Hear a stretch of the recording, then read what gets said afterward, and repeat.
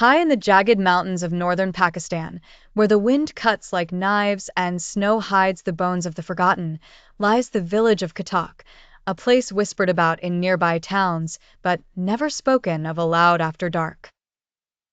Travelers avoid the winding paths that lead to Khitaak. The roads vanish from maps, and the locals insist the village no longer exists. But one man didn't believe them. His name was Ayan, a freelance documentarian fascinated by myths, obsessed with uncovering hidden truths. When he first heard about Khitaak from an old shepherd muttering half-mad tales near a fire, something drew him in. "They don't die in Khitaak," the shepherd had said, eyes wide and glistening. "They just wait." Ayan packed his gear and set off alone. The journey took him 3 days. Dense pine forests, silence that pressed like a weight on his chest, and a mist that crept over everything like an old curse. When he arrived, he found Khitaak exactly as the stories described, abandoned, yet strangely untouched. Stone houses stood still and intact, their wooden doors slightly ajar as if waiting for someone to return.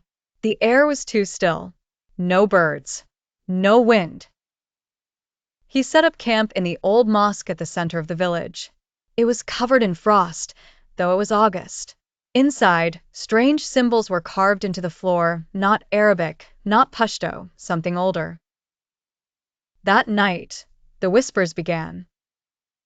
At first, it sounded like the wind pushing through cracks in the stone, but then words began to form. Names. His name. Then voices that spoke from beneath the ground, echoing through the earth. He left his recorder running and tried to sleep. The next morning he played the tape. The whispers were louder than he remembered, but layered beneath them was something else. A voice, deep, guttural, in a language not meant for human throats. It repeated a single phrase over and over. "The sleepwalker has returned." Ayan didn't sleep the next night. The third day, he explored the village deeper. He found a mirror buried in the snow, not reflecting him but a version of Khitaak that was alive. Children playing, women laughing, men praying.